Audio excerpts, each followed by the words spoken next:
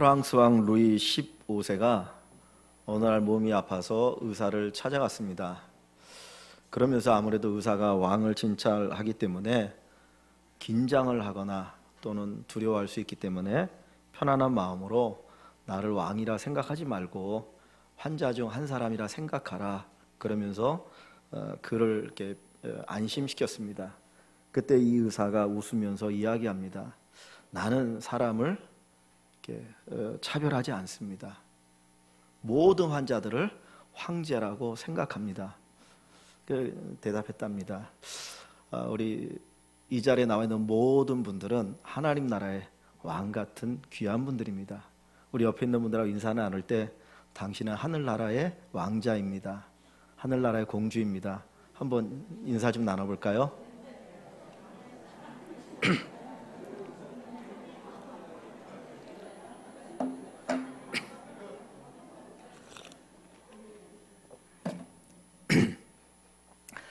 성경에 나온 도시 가운데 베델, 길갈, 또 에벤에셀이라는 세 도시가 있습니다. 이 세 도시가 가지고 있는 공통점이 있는데 혹 무엇인 줄 아십니까? 베델, 길갈, 에벤에셀. 이 세 도시의 공통점은 감사의 돌을 세웠던 곳이에요. 베델은 야곱이 형을 피해서 도망갈 때 하나님을 만나고 돌을 세우고 기름을 붓고 여기가 하나님의 전이요 하늘의 문이다 고백했던 곳입니다. 길갈은 이스라엘 백성들이 가나안 땅에 들어가기 위해서 요단강을 건너야 되는데 하나님이 기적을 일으키셔서 그 강을 육지같이 건너고 나서 그 요단강에 있던 돌 12를 취해서 그 자기들이 있었던 길갈에 세웠습니다. 그래서 거기에도 감사의 돌 12를 세운 곳이 길갈입니다.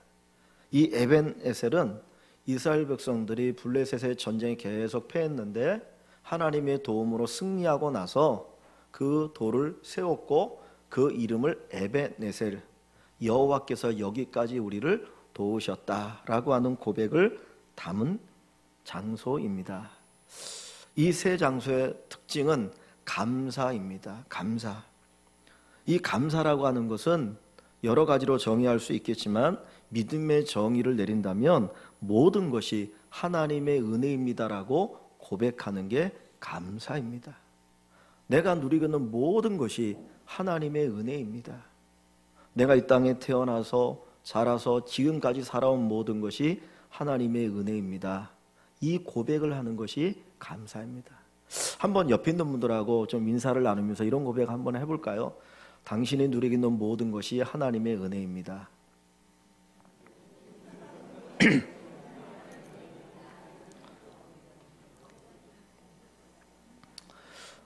우리가 감사를 한다는 게 쉬울까요? 어려울까요? 우리는 나의 강함을 자랑하고 싶어요. 내가 이만큼 뛰어난 사람이고 이만큼 능력 있는 사람이고 나 이런 사람이야. 그거 자랑하고 싶거든요. 어떤 분은 명함을 주는데 명함에 보면 빽빽하게 뭐 이렇게 많이 적혀 있어요. 경력이. 뭐 그래갖고 도대체가 이게 뭐 단순히 자기를 소개하는 게 아니라 나 이런 사람이야 자랑하고 싶어 하거든요. 근데 바울 사도는 자기의 강함을 자랑하는 게 아니라 자기의 약함을 자랑한다. 내가 약할 때 하나님의 강함이 나타난다라고 이야기합니다. 그 얘기는 내가 하나님의 은혜로 살았습니다. 그것을 고백하고 감사를 표하는 것입니다. 감사라고 하는 것이 당연하게 또는 뭐 쉽게 할 수 있는 것 같지만 사실은 그렇지 않다는 거예요. 우리가 얼마나 감사하며 살아가고 있습니까? 지금 내가 누리고 있는 모든 것을 당연하게 생각하지는 않나요? 나는 이 정도 누릴 만한 자격이 있는 사람이야. 그리고 당연하게 생각하면서 살아가거든요. 언제부터인가 우리의 삶 속에 감사를 잃어버렸습니다. 하나님께서 오늘 우리에게 찾기를 원하시는 것이 무엇이냐면 감사입니다. 저와 여러분들이 내가 누리는 모든 것이 하나님의 은혜입니다. 이 감사의 고백이 차고 넘칠 수 있기를 주의 이름으로 간절히 축원합니다. 이스라엘 백성들이 이 블레셋과의 여러 번 전쟁을 하게 됩니다. 이 블레셋이 이스라엘을 쳐들어오는 거예요. 그래서 오늘 이 성경 앞부분에 보면 블레셋과의 전쟁의 2번을 참패하는 내용이 기록되어 있습니다. 이 블레셋은 호전적이고 이 해변가에 사는 민족인데 이 블레셋이 점점 강해지면서 이스라엘을 쳐들어오는 거예요. 그래서 오늘 본문 앞부분에 보면은 이 블레셋이 이스라엘이라고 하는 그 나라의 한 절반 정도까지 가장 기름진 그 평야지대, 그 곡창지대까지 점령을 하게 되어져요. 그래서 할 수 없이 이 블레셋과 전쟁을 하게 되는데 이 4장 2절 말씀을 보면 블레셋과 전쟁에서 이스라엘이 참패를 하면서 4,000명이 죽임을 당합니다. 그러고 나니까 이 사람들이 무슨 생각을 하냐면 우리가 하나님의 법궤를 가져오지 않아서 전쟁에 패했는지 모르겠다. 하나님의 법궤를 가져오자. 그 법궤는 이 네모난 상자인데 그 안에 십계명이 담겨 있습니다. 하나님의 임재를 상징하는 것입니다. 그 법궤를 가져오면 우리가 전쟁에 승리할 거라고 생각을 했어요.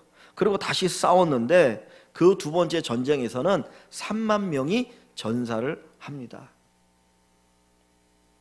왜 하나님께서 이스라엘 백성들로 하여금 블레셋과의 전쟁에 참패하게 하실까요?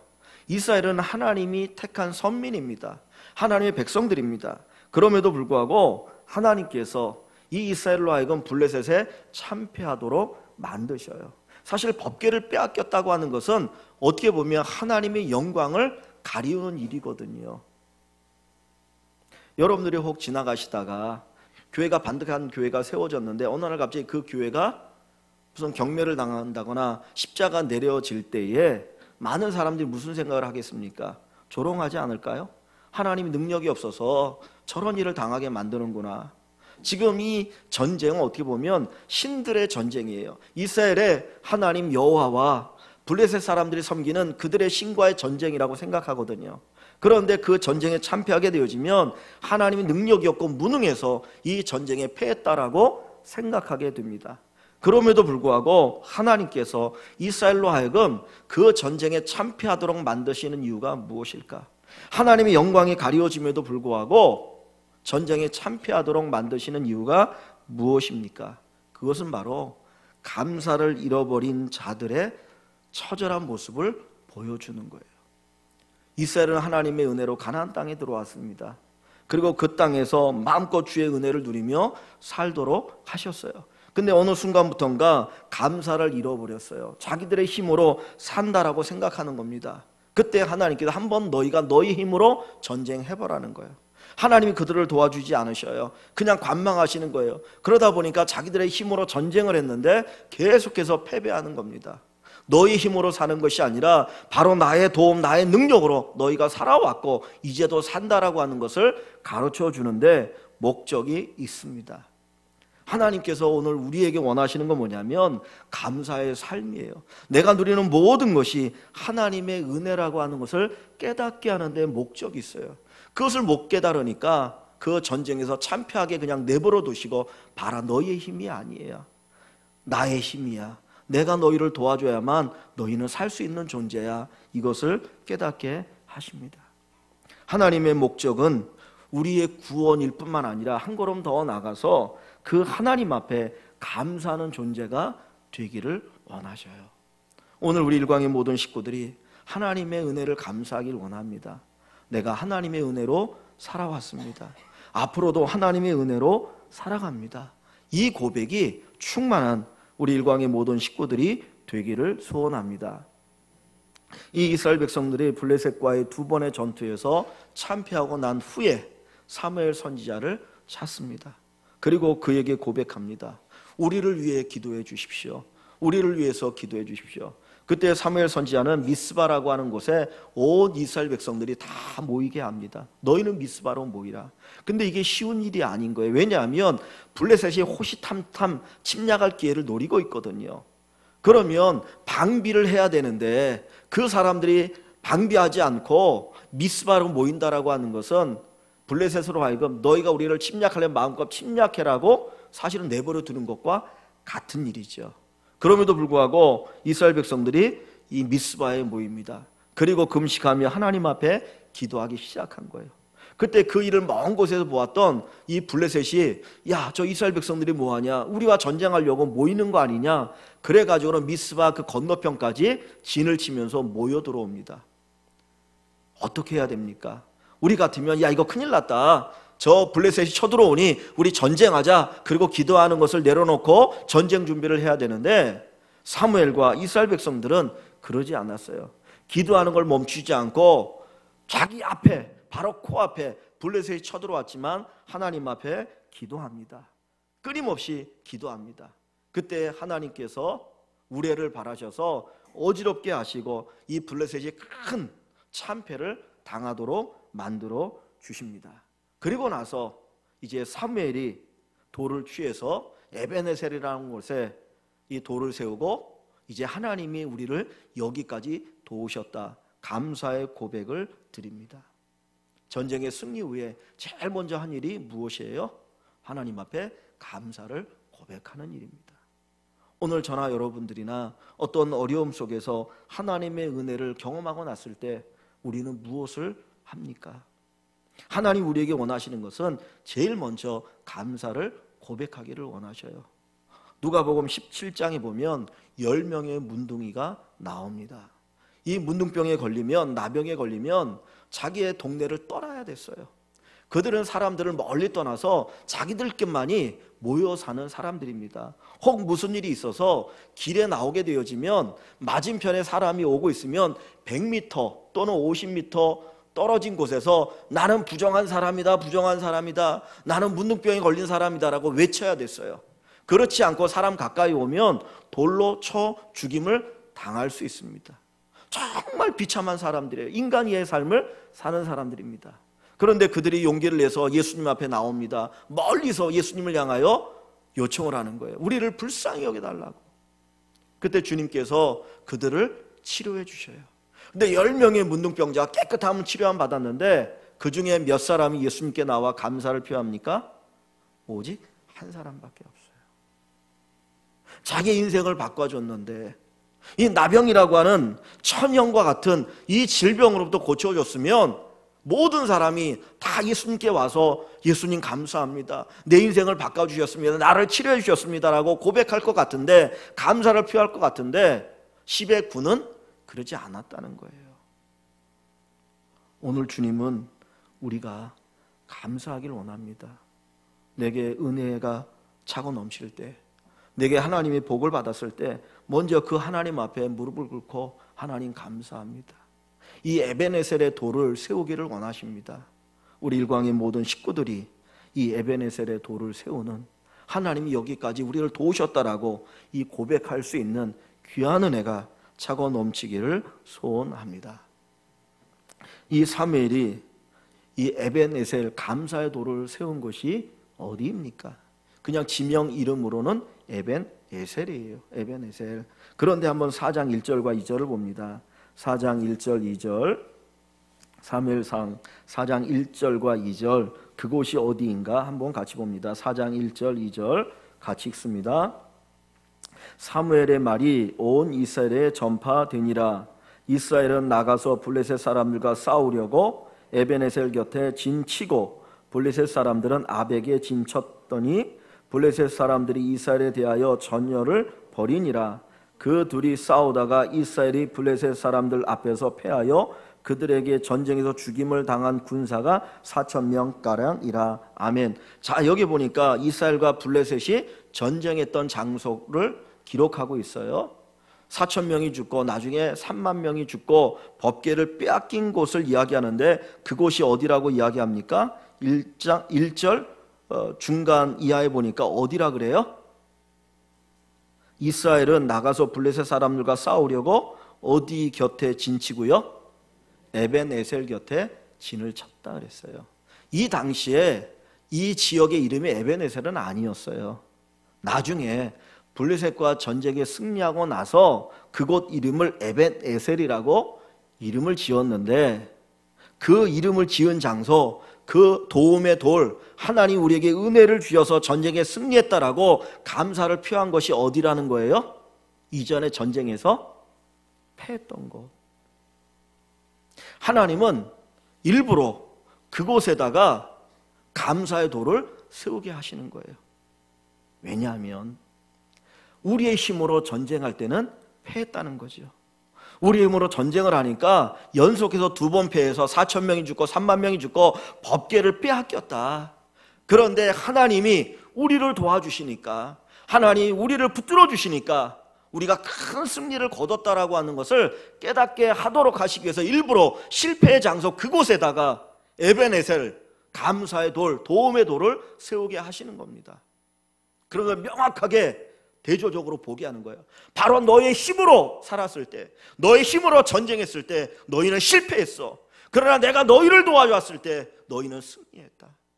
이 승리가, 이 평화가 너의 힘이 아니라 바로 나의 은혜요, 나의 능력이다. 이것을 보여주시기 위해서 그곳에 하나님이 이 에벤에셀의 돌을 세우게 하십니다. 여러분, 감사가 무엇입니까? 하나님의 은혜로 살아왔습니다. 하나님의 은혜로 이겼습니다. 하나님의 은혜로 누리고 있습니다. 이거 고백하는 것이 감사예요. 한번 돌아보십시오. 내 힘으로 살았을 때가 내가 이길 수 있었던가? 시편 127편에 보면 이렇게 얘기합니다. 여호와 하나님이 함께하지 않으면 집을 세우는 자의 수고가 헛되고, 여호와 하나님이 함께하지 않으면 파수꾼의 경성함이 허사로다 그랬어요. 내가 두 눈 부릅뜨고 아무리 살펴보려고 해도 하나님이 함께하지 않으면 줄줄줄줄 새요. 내가 아무리 수고해도 하나님이 돕지 않으면 우리의 수고가 헛될 수밖에 없어요. 그래서 전도서에 보면 하나님이 돕지 않는 사람은 아무리 큰 부자가 돼도 그거 누리지 못하고 죽는다 그랬어요. 누리는 사람은 딴 사람이라는 거예요. 그냥 내가 돈이 많다라는 것만 그거 하나 위안받는 것이지 실컷 뼈 빠지게 고생하다가 가는 인생이 하나님 없는 인생이라는 거예요.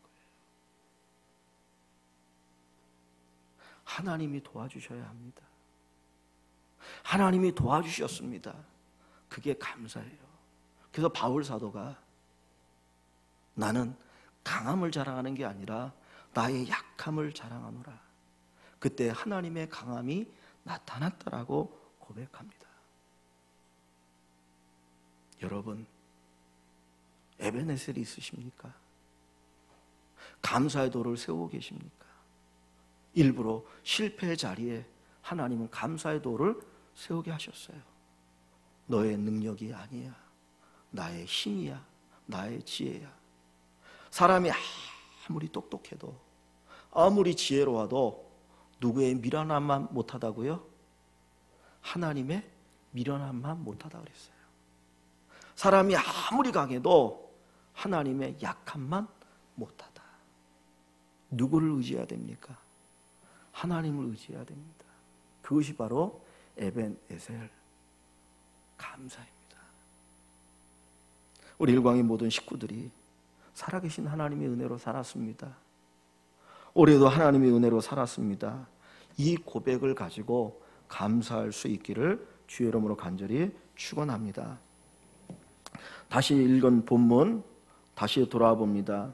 12절에 사무엘이 돌을 취하여 밋세바와 센 사이에 세워 이르되 여호와께서 여기까지 우리를 도우셨다고 그 이름을 에벤에셀이라 하니라. 감사를 고백합니다. 그런데 13절을 보시면 먼저 어떤 단어가 나옵니까? 13절에 이에 그랬어요. 이에라고 하는 단어가 뭡니까? 도움의 돌을 세웠다 그랬어요. 그리고 나서 이에 그랬어요. 이에가 뭐예요?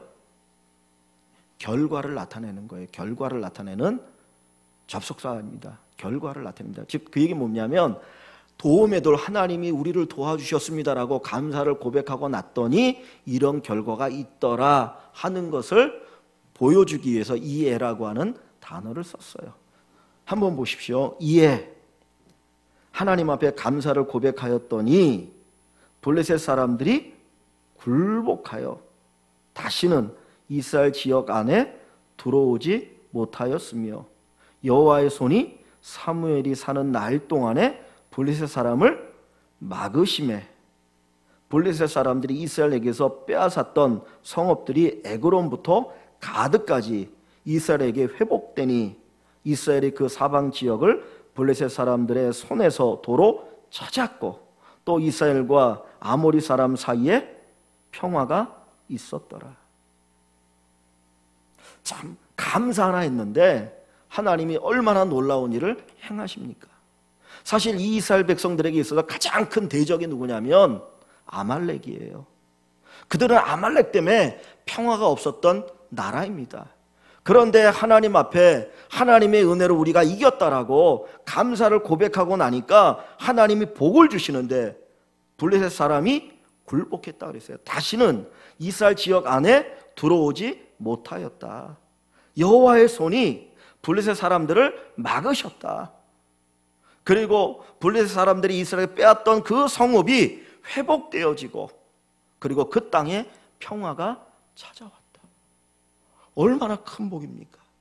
그냥 이스라엘 백성들은 하나님 앞에 기도하고 하나님의 그 은혜에 감사를 피한 것밖에 없어요.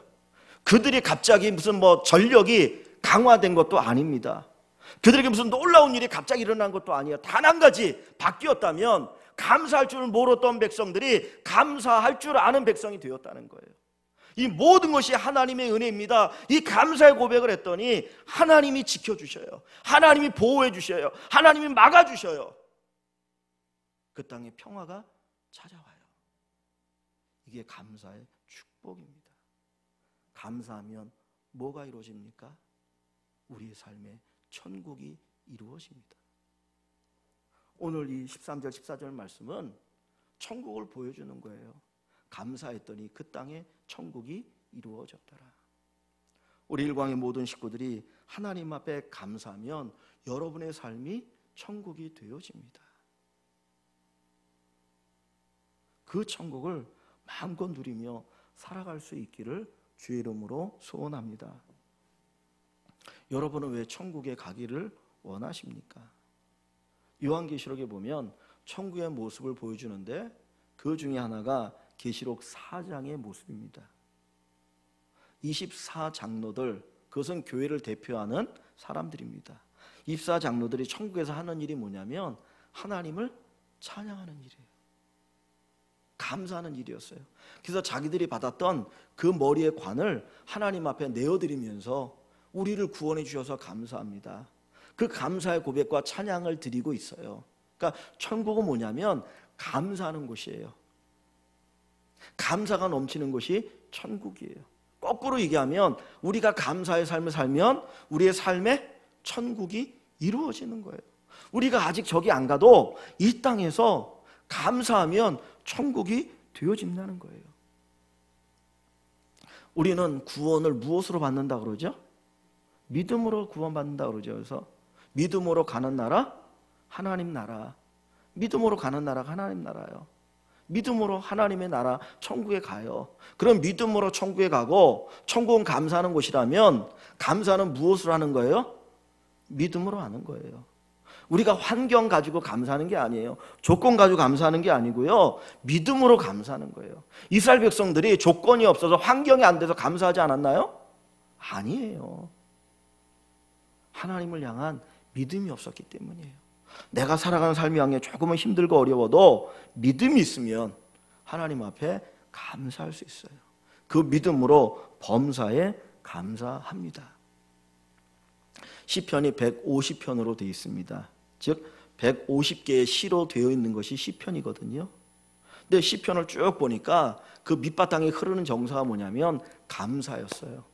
특별히 뒷부분에 가면 감사라고 하는 것이 노골적으로 표현되어지지만 일반적으로 시편의 그 밑바탕의 정서는 하나님의 은혜에 대한 감사였어요. 다윗이 기록한 것도 또 다른 누가 기록한 것도 다 감사의 고백이 흘러넘칩니다. 그걸 보니까 최고의 노래, 최고의 시는 감사다. 감사가 빠져있는 것은 결코 최고가 될 수가 없더라고요. 오늘 우리 일강의 식구들이 살아계신 하나님 앞에 온전히 감사할 수 있기를 원합니다. 믿음으로 감사하십시오. 믿음으로 감사가 차가워 넘치기를 소원합니다. 여러분들은 이 세상을 바라보면서 공평하다고 생각하십니까? 저는 이 세상은 너무나 불공평하다고 생각해요. 태어날 때부터 불공평하잖아요.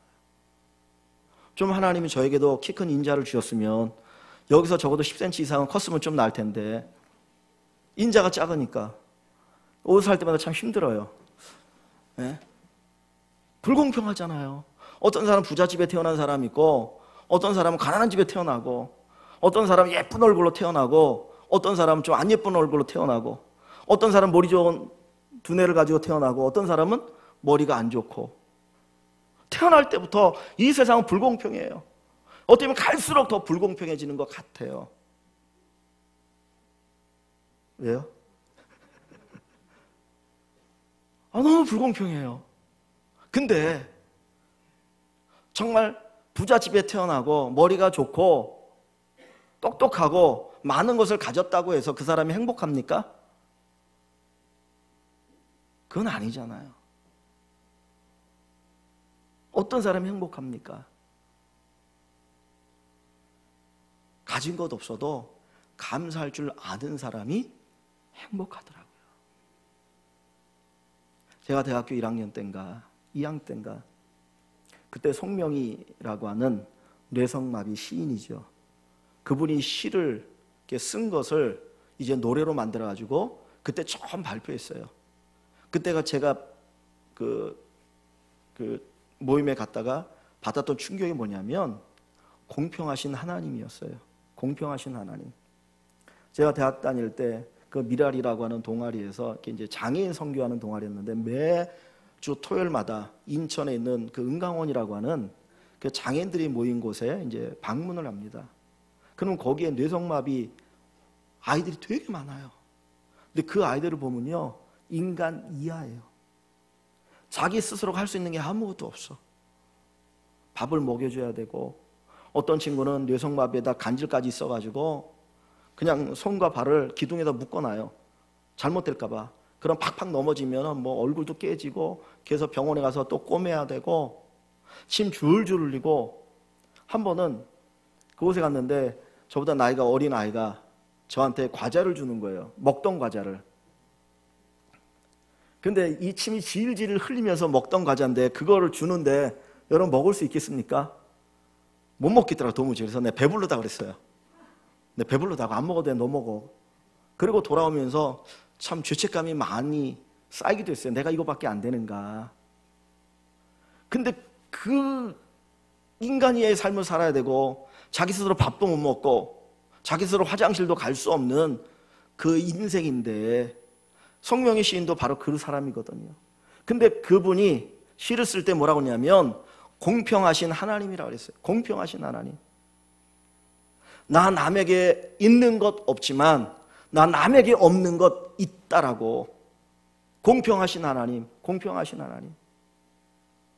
정말 가장 힘들고 가장 악조건 속에 살고 있지만 그분은 천국을 살았던 사람이에요. 조건이 우리에게 감사하게 하는 게 아닙니다. 믿음으로 감사할 수 있어요. 감사하기 때문에 우리의 삶에 천국이 이루어지는 겁니다. 감사할 때 하나님이 복을 주십니다. 우리 교회가 예배당을 건축하고 7월 첫 주부터 이제 이곳에서 예배를 드립니다. 벌써 이제 3개월이 지나고 이제 4개월째인데 여러분, 우리가 처음 이곳에 들어와서 예배를 드릴 때 그 감격, 그 마음과 지금 여러분의 마음은 어떠하십니까? 자, 예배당을 들어올 때마다 감사가 있으십니까? 하나님, 내게 이 예배당을, 이런 예배당을 주시니 감사합니다. 우리가 이것을 누릴 수 있게 해주시니 감사합니다. 그런 고백이 우리에게 있느냐는 거예요. 그냥 처음에 한번 야 좋다, 야 좋다 그러고 끝난 건지, 아니면 교회를 볼 때마다, 예배당을 볼 때마다 하나님의 은혜다, 하나님의 은혜다, 이 고백을 가지고 우리가 살아가고 있습니까? 감사함은요, 혹 내게 조그만 부족한 부분이 있어도, 아니면 다른 사람이 부족한 부분이 있어도 그거 다 받아줄 수 있습니다. 근데 우리가 감사가 없다 보니까 그게 잘 안 돼요. 제가 무릎에 바람이 들었는지 하여튼 시려요. 그래서 다른 사람들은 이렇게 안 춥다 그래도 저는 추워가지고 담요를 덮고 이제 그러거든요. 근데 사람이 좀 간사한 게 그냥 추워서 무릎이 시리니까 무릎에다가 이렇게 이제 무릎 보호대 같은 걸 하면 거기는 따뜻하잖아요. 그러면 야, 따뜻해졌다, 이제 좀 좋구나, 그렇게 생각되는 게 아니라 거기는 따뜻한데 그 옆에 다른 부분이 차갑게 느껴지는 거예요. 모든 부분이 다 따뜻한데 어느 한 부분이 조금 미약하면 거기가 그렇게 차갑게 느껴져가지고 그게 이제 또 좀 불편한 거라. 그래서 뭐 이렇게 하고 저렇게 하고 그러거든요. 그러니까 우리의 삶이 그런 것 같아요. 그냥 뭔가 하나님 우리에게 주시면 그것 가지고 주님 감사합니다, 그리고 감사의 고백을 가지고 누리고 살면 좋은데, 그거는 당연하게 생각하고 부족한 부분 때문에 원망하고 불평하고 또 이게 불편스럽다라고 하고, 그게 우리의 모습인 것 같아요. 근데 우리가 하나님 앞에 감사하면, 모든 것이 주의 은혜라고 생각하면 다 받아들일 수 있습니다. 그래, 내가 이렇게 하나님의 은혜를 누리겠는데 이 정도 괜찮아, 이거 충분히 받을 수 있어. 인간관계 속에서도 그게 가능하다는 거죠. 근데 감사가 없으면 모든 게 불평스럽습니다. 뭐 누가 조금만 해도 그러지 않아도 짜증나고 내가 화나는데 너까지 그러냐고, 이게 그렇게 될 수밖에 없는 것 같아요. 그래서 감사하면 천국이요, 원망하면 지옥입니다. 현대인의 병, 스트레스에서 오는 경우가 많다고 그래요. 근데 스트레스를 해소하는 방법이 감사라고 합니다. 감사하면 스트레스가 해소된다는 거예요. 그래서 여러분들이 마음껏 감사하시고 하나님의 은혜를 누릴 수 있기를 소원합니다. 김희아라고 하는 분이 있어요. 이분의 인생의 출발은 고아원에서 시작됐습니다. 태어난 지 얼마 됐는지 모르는데 어느 날 그는 고아원 앞에 버려졌어요. 어머니가 그 딸을 고아원 앞에 버렸던 이유 가운데 하나는 아마 그 얼굴 반쪽이 붉은 점이 있었기 때문인 것 같아요. 태어났는데 얼굴 반쪽이 시뻘건 붉은 점이 있었던 거라. 그러니까 아마 어머니 생각에는 가정이 어렵기도 했지만 이 딸을 키워서 무슨 인간, 사람 노릇하며 살겠느냐 생각해서 아마 버렸는지 몰라요. 그런데 이분이 간증하는데 뭐라고 그러냐면, 부모님이 나를 버렸다가 아니라 나를 살리기 위해서 고아원 앞에 두었다라고 간증을 하더라고요. 그 어머니가 버린 거 아닙니까? 그런데 그분은 버렸다가 아니라 나를 살리기 위해서, 엄마가 나를 키울 수 없으니까 나를 살리기 위해서 고아원 앞에 두었습니다. 그래서 내가 살았습니다. 저는 그 이야기를 듣고 쇼크를 받았어요. 진짜, 야, 어떻게 이렇게 얘기할 수 있는가? 우리는 모두가 다 버렸다라고 얘기하지 나를 살리기 위해서 고아원 앞에 두었다라고 이야기하지 않는데, 그분의 간증을 들어보니까 처음부터 끝까지 다 감사였어요. 오늘 오후 예배 때 그분의 간증을 들으려고 합니다. 여러분 한번 꼭 오셔서 들어보십시오. 야, 내가 얼마나 사치스럽게 살았고 내가 얼마나 하나님 앞에서 정말 감사하지 못했는가, 그 깨닫는 귀한 시간이 될 줄 압니다. 저와 여러분들이 하나님 앞에 감사하길 원합니다. 우리가 얼마나 감사를 잘 안 하면 1년에 2번 맥추감사절, 추수감사절을 지킬까요?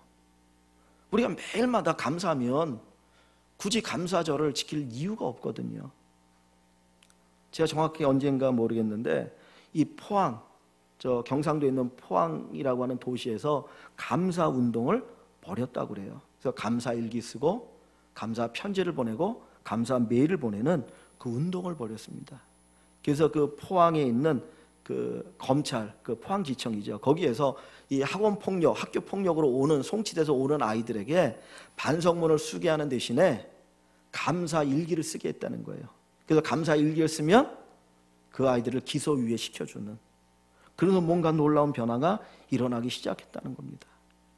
그래서 그분들이 만든 것 가운데 하나가 뭐냐면, 이 경상도니까 사투리를 쓰잖아요. 그래서 고맙데이, 이게 경상도 사투리인가요?